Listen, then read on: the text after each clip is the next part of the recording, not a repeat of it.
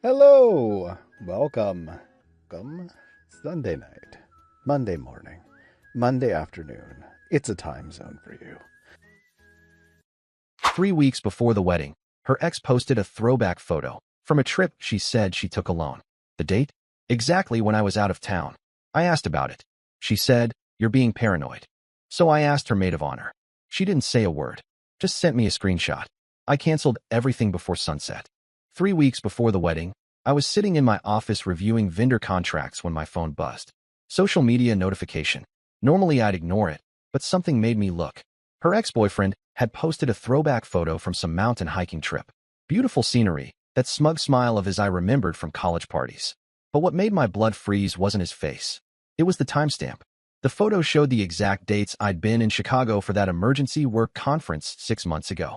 The same weekend she told me she needed alone time to clear her head and went on a solo retreat to reconnect with nature. She'd even sent me selfies from what looked like the same trail, talking about how therapeutic solitude was for her mental health. I stared at that photo for 20 minutes.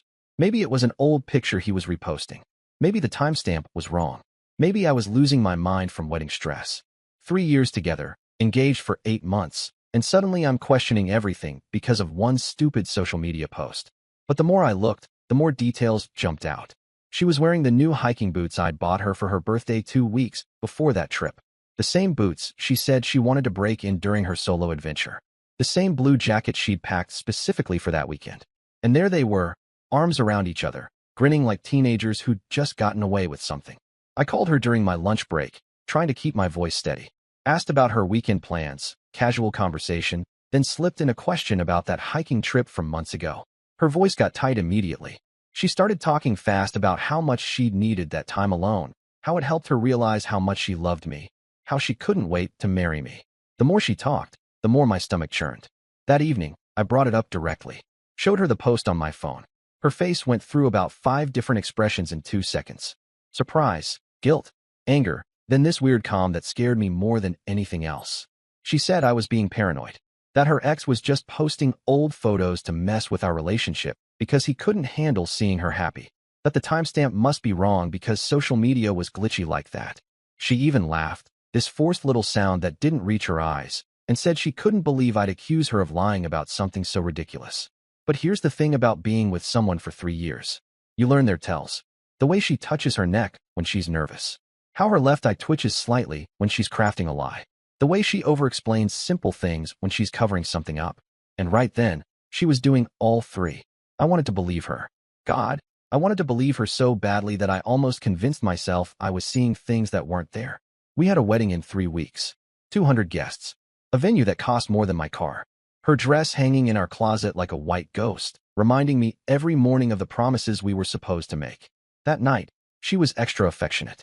Made my favorite dinner, suggested we watch that movie I'd been wanting to see, kept telling me how much she loved me and how excited she was to be my wife. It felt like she was trying too hard, like she was overcompensating for something. But I played along because the alternative was admitting that everything I thought I knew about my life might be a lie. The next morning, I couldn't concentrate on anything. Kept staring at that photo, analyzing every pixel like I was some kind of digital forensics expert. I even called the Hiking Trails Visitor Center to ask about their policy on photo timestamps, pretending I was planning a trip. The ranger laughed and said their trail markers had QR codes that automatically embedded location and date data when people scanned them for social media posts. No way to fake it. That's when I knew I had to dig deeper. But I also knew I couldn't do it alone. Her maid of honor was someone I'd known longer than I'd known my fiancée. We'd all gone to the same college, ran in the same circles. Helen was one of those brutally honest people who couldn't lie if her life depended on it. She'd been the one to introduce us at that party junior year, claiming we were perfect for each other. If anyone would know the truth, it would be her. I called Helen that Friday afternoon, asked if she wanted to grab coffee. She suggested this little place downtown where we used to study during finals week. The moment I walked in and saw her face, I knew she'd been expecting this conversation. She was fidgeting with her coffee cup, not making eye contact. Asked how wedding planning was going with this forced cheerfulness that made my skin crawl. I showed her the photo without saying anything. Just slid my phone across the table and watched her reaction. Her face went completely white. She stared at the screen for what felt like forever, then looked up at me with this expression I'd never seen before. Like she was in physical pain. I asked her directly, Did she know about this trip? Was my fiancé lying to me? Helen closed her eyes and took this shaky breath. Then she pulled out her own phone, fingers trembling as she scrolled through her photos. Found what she was looking for and turned the screen toward me. It was a screenshot of a text conversation between her and my fiancé from that same weekend 6 months ago. My fiancé had sent her a selfie from what was clearly a hotel room, not a hiking trail. The message read something about how guilty she felt, but how this was something she needed to figure out before the wedding. How she couldn't marry me without knowing if her feelings for her ex were really over. But that wasn't the part that made my vision blur with rage. The next message was her asking Helen to cover for her if I called asking questions. To say they'd gone to a spa together or something believable. To help her protect what we had because she knew this would destroy me for no reason. Helen had refused. Told her that if she was having doubts, she needed to be honest with me. That I deserved better than lies. The conversation ended with my fiancé getting angry, saying Helen didn't understand how complicated love could be. I stared at that screenshot until the letters started swimming together. Helen was crying now, apologizing over and over, saying she should have told me months ago, but she kept hoping my fiancé would come clean on her own. She'd been carrying this secret like a weight, watching me plan a wedding with someone who was lying to my face. But Helen wasn't finished. She had more screenshots. Apparently, this hadn't been the only time. There were messages from other weekends when I'd been traveling for work. Times when my fiancé claimed she was visiting her sister or having girls' nights, but was actually meeting up with her ex. Helen had screenshots going back almost a year, documenting lie after lie after lie. The worst part was reading how calculated it all was. My fiancé wasn't some confused woman making impulsive mistakes. She was planning these meetings, crafting elaborate cover stories, recruiting people to lie for her. She'd turned our entire relationship into some kind of elaborate deception, and I'd been too trusting to see it. Helen showed me photos from parties I hadn't attended, work events where my fiancé had brought her ex as her plus one, while telling me she was going alone. There were restaurant receipts she'd saved, credit card statements showing charges from hotels on nights when she claimed to be sleeping at her friend's apartment. The evidence was overwhelming, but Helen saved the most devastating piece for last. A voice message my fiancé had sent her just 2 weeks ago, right after we'd sent out the wedding invitations. Her voice was slurred, like she'd been drinking, and she was rambling about how she didn't know if she was marrying the right person. How she still had feelings for her ex, but felt trapped by all the wedding planning and family expectations. In that message, she said something that hit me like a physical blow. She said she loved me, but she wasn't sure she was in love with me anymore. That maybe she never had been. That maybe she'd just been comfortable and scared to be alone. I sat in that coffee shop listening to the woman I'd planned to marry question our entire relationship while asking her friend to keep lying for her. Helen was sobbing openly now, apologizing for not telling me sooner, saying she'd been hoping it was just cold feet and my fiancé would work through whatever she was feeling. But there was still more. Helen had been doing some investigating of her own over the past few weeks, feeling guilty about keeping secrets. She discovered that my fiancé and her ex had been in contact almost constantly throughout our entire relationship. Not just occasional friendly texts, but daily conversations, intimate messages, photos they were sharing with each other. Helen showed me screenshots from social media posts where my fiancé had shared inside jokes and memories with her ex while I was sitting right next to her on the couch. Times when she'd liked and commented on his posts within minutes of him posting them, like she was constantly monitoring his activity. The pattern was clear once you knew what to look for. My fiancé had never really ended things with her ex. She'd just gotten better at hiding their relationship while building a life with me. I was the safe choice, the one who looked good on paper, the one her family approved of. But he was the one she actually wanted. As I walked back to my car, my hands were shaking so badly I could barely unlock the door. 3 years of my life. 3 years of planning a future with someone who was planning a completely different future behind my back. 3 years of believing I knew someone who turned out to be a complete stranger. That weekend, I decided to do something I'd never done before. I was going to spy on my own fiancé. The thought made me sick, but I needed to see the truth with my own eyes. Helen had shown me enough evidence to know something was seriously wrong, but part of me still hoped there was some innocent explanation. Saturday morning, my fiancé said she was meeting her sister for wedding dress shopping.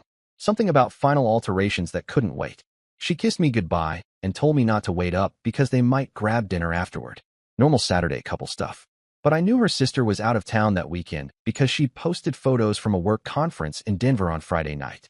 So I decided to follow her. I felt like a creep, sitting in my car outside our apartment building, waiting for her to leave. When she finally came out, she wasn't dressed for dress shopping. No way you're trying on formal, wearing ripped jeans and a t-shirt. She got in her car and drove toward the opposite side of town from where the bridal shop was located. I followed her for 20 minutes, staying far enough back that she wouldn't notice. She pulled into the parking lot of a hiking trailhead about an hour outside the city. The same trail from that throwback photo her ex had posted. My stomach dropped as I watched her park and check her phone, then get out and start walking toward the trail entrance. 5 minutes later, another car pulled up. Her ex got out, and they ran toward each other like something out of a movie. He picked her up and spun her around, and she was laughing in a way I hadn't seen in months. They kissed right there in the parking lot, and it wasn't some quick peck between friends. It was the kind of kiss that made everything else disappear. I sat in my car watching the woman I was supposed to marry in 2.5 weeks kiss another man with more passion than she'd shown me in our entire relationship. They held hands as they walked toward the trail, talking and laughing like they didn't have a care in the world. I waited in that parking lot for 4 hours. When they came back, they were both flushed and happy, carrying a picnic basket I'd never seen before. They sat on the tailgate of his truck sharing food and talking intimately, her head on his shoulder, his arm around her waist. It looked natural, comfortable, like they'd been doing this for years. Which, apparently, they had been. I followed them to a hotel about 10 miles down the road. Watched them check in together, laughing at something the desk clerk said. The same hotel where Helen's screenshot showed my fiancé had taken that selfie 6 months ago. They weren't even trying to be creative about their deception. I went home and did something I'd never done before. I went through her things. Really went through them. Found a shoebox hidden in the back of her closet that was full of letters, photos, and mementos from her relationship with her ex. Not just old stuff from before we met, but recent things. Movie tickets from dates they'd gone on while we were together. Love letters he'd written her last month. A jewelry box containing a necklace I'd never seen her wear. At the bottom of the box was a notebook where she'd been writing what looked like diary entries about her feelings. Page after page of her talking about how confused she was, how much she still loved her ex, how she felt trapped in our relationship, but didn't know how to get out without hurting everyone. One entry from 3 months ago made me physically sick. She'd written about how she was going through the motions of wedding planning, but fantasizing about calling it all off and running away with her ex. How she wondered if she was making the biggest mistake of her life by marrying me. How she felt like she was living 2 completely different lives and didn't know which one was real. The most recent entry was from the week before. She'd written about how guilty she felt lying to me, but how alive she felt when she was with her ex. How she'd never felt that kind of connection with me, no matter how hard she tried to convince herself otherwise. How she was terrified that if she married me, she'd spend the rest of her life wondering what if.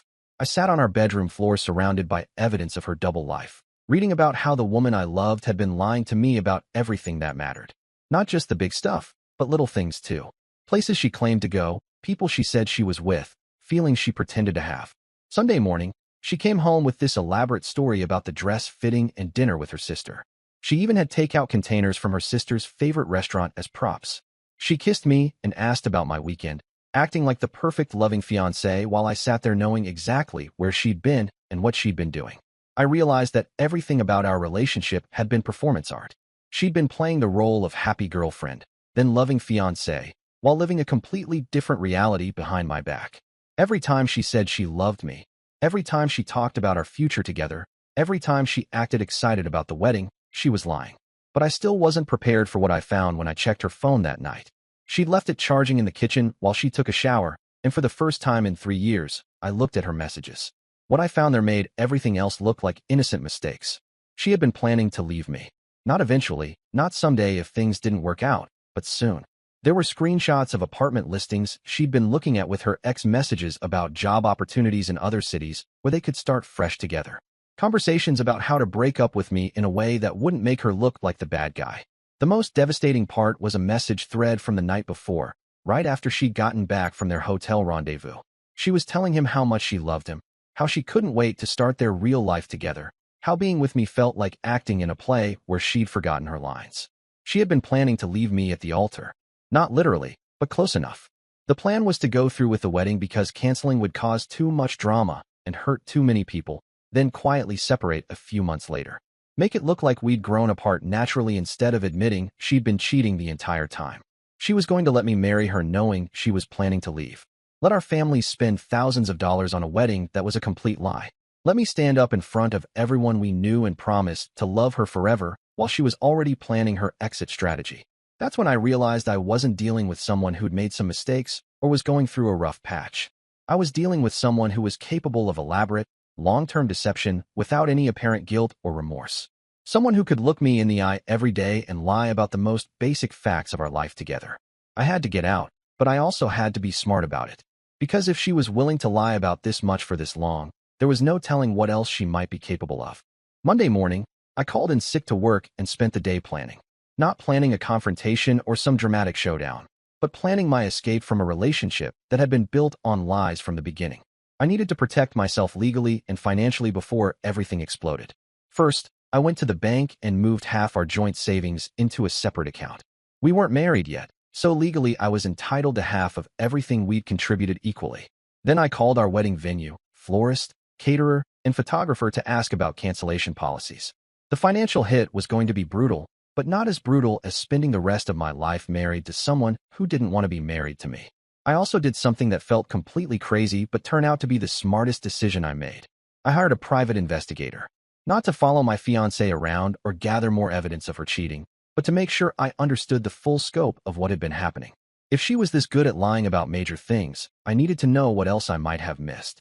The PI was a middle-aged woman who specialized in matrimonial investigations. She looked at the evidence I'd already gathered and told me I had more than enough to end the engagement. But she also warned me that people who were capable of this level of deception often had other secrets. She suggested we do a comprehensive background check to make sure I wasn't walking into any legal or financial surprises. What she found over the next 48 hours changed everything I thought I knew about the situation. My fiancée hadn't just been cheating with her ex-boyfriend. She'd been running what amounted to a con game on both of us. The PI discovered that she'd been telling her ex that she was planning to leave me for him, while simultaneously telling me that she wanted to spend the rest of her life with me. But she'd also been hedging her bets in ways I never could have imagined. She had been in contact with 2 other ex-boyfriends from college, maintaining emotional and sometimes physical relationships with them as backup options. The PI found hotel receipts, restaurant charges, and even vacation photos that proved she'd been cheating with multiple people throughout our entire relationship. But the really shocking part was the financial angle. She'd been using credit cards in my name to pay for her affairs. Romantic dinners, hotel rooms, gifts for her various boyfriends, all charged to accounts that I was ultimately responsible for. She'd also taken out a personal loan using our joint assets as collateral without telling me, supposedly for wedding expenses, but the money had actually gone toward funding her double life. The PI also discovered that my fiancée had been lying about her job situation. She'd been telling me she was getting promoted and making more money, which was why she could afford her share of our expensive apartment and wedding costs. In reality, she'd been laid off 6 months ago and had been funding her lifestyle through credit fraud and by borrowing money from her various boyfriends, including her ex. She'd been playing all of us, telling each guy whatever he wanted to hear to keep the money and attention flowing. To her ex, she was the love of his life who was trapped in a loveless engagement. To me, she was the devoted fiancée who couldn't wait to start our married life together. To the other guys, she was probably telling completely different stories about what she needed and why. The most disturbing discovery was that this wasn't her first time running this kind of operation. The PI found evidence that she'd done something similar with a previous boyfriend in college, maintaining multiple relationships simultaneously while planning her exit strategy from each one. There were even online forum posts where she'd bragged anonymously about her ability to manipulate multiple men at once. I was dealing with someone who saw relationships as games to be won rather than connections to be cherished. Someone who got off on the thrill of deception and the power of controlling other people's emotions. The woman I thought I'd fallen in love with didn't actually exist. She was a character my fiancé had created to get what she wanted from me. Wednesday evening, exactly 3 weeks before our wedding date, I confronted her. Not with accusations or drama, but with documentation. I laid out printouts of everything the PI had found. Bank statements showing the fraudulent charges. Screenshots of her conversations with multiple men. Photos of her with her various boyfriends. The notebook from her closet where she documented her real feelings about our relationship. I told her I knew about everything. Not just the obvious affair with her ex, but the whole elaborate web of lies she'd been spinning for years. I asked her if there was anything at all, about our relationship that had been real. She tried to deny it at first, then got angry and accused me of violating her privacy. When that didn't work, she broke down crying and begged me to give her a chance to explain. She said she'd been confused and scared, that she really did love me, but didn't know how to handle her feelings for other people. She promised she would cut off contact with everyone else and be the wife I deserved. But I wasn't buying it. Someone who could lie that consistently for that long didn't suddenly become honest because they got caught. Someone who could commit credit fraud and financial manipulation to fund their affairs wasn't someone I could ever trust with my future. I told her the engagement was over, that I was moving out that night, and she had 1 week to figure out her living situation before I terminated our lease, that I'd already started the process of canceling the wedding, and that she needed to inform her family and friends herself. I wasn't going to do her dirty work or help her spin the story to make herself look better. The conversation lasted less than an hour. By sunset, I was loading my stuff into a rental truck while she alternated between begging me to reconsider and threatening to make my life miserable if I left her. I didn't care about her threats. After everything she'd put me through, her anger felt like confirmation that I was making the right choice. Someone who really loved me and regretted their mistakes wouldn't respond to being caught with more manipulation and intimidation. I spent that night in a hotel, staring at the ceiling and processing the fact that 3 years of my life had been built on lies. But for the first time in weeks, I felt like I could breathe again. 6 months later, the ripple effects were still spreading. My ex-fiancée's carefully constructed house of cards collapsed completely once I stopped propping it up. Her ex-boyfriend found out about the other men she'd been seeing and ended their relationship. The guy she'd been borrowing money from started demanding repayment when they realized she'd been playing them too. She had to file for bankruptcy within 3 months of our breakup. All those credit cards she'd maxed out in my name became her responsibility once I provided the fraud documentation to the banks. She ended up having to move back in with her parents and take a minimum wage job to try to pay off her debts. Helen and I stayed friends, but she carried guilt about not telling me sooner for a long time afterward. I had to convince her that her ex-friend's choices weren't her responsibility, and that keeping those secrets had probably been more painful for her than it was for me. The private investigator told me that my case was one of the most elaborate relationship frauds she'd ever encountered. She said most cheaters were impulsive or emotional, but my ex had been running what amounted to a criminal enterprise. She suggested I consider pressing charges for the credit fraud, but I decided I just wanted to move on with my life. I lost about $15,000 between the wedding deposits and the fraudulent charges, but I considered it tuition for a very expensive education about trust and red flags. It could have been much worse if I'd actually married her and discovered all this during divorce proceedings. The hardest part was rebuilding my ability to trust people in relationships. For a long time, I found myself analyzing every conversation and looking for hidden meanings in normal interactions. It took therapy and time to realize that not everyone is capable of that level of sustained deception. 2 years later, I met someone new. Someone who was transparent about her feelings and her past, who didn't play games or create elaborate stories to cover her tracks. Someone who understood that love means honesty, even when the truth is difficult or uncomfortable. We've been together for 3 years now, and I proposed last month. This time, I know it's real because I've learned the difference between someone who says they love you and someone who actually shows it through their actions every single day. My ex tried to contact me a few times over the years, usually when she was having financial or relationship problems. I never responded. People who are capable of that kind of sustained manipulation don't change just because they get caught. They just get better at hiding what they're doing. The whole experience taught me that the biggest betrayals aren't usually sudden explosions. They're slow burns, tiny lies that accumulate over time until you realize you've been living in a completely different reality than you thought. The key is learning to trust your instincts when something feels off, even if you can't prove it yet. Sometimes the people closest to us are the ones we know the least. And sometimes the best thing that can happen to you is discovering the truth before you make a mistake you can't undo. And that's the story. If you're still here, that means you're one of us. So go ahead, hit that subscribe button. I drop new chaos every single day, and trust me, tomorrow's story, it's even worse than this one.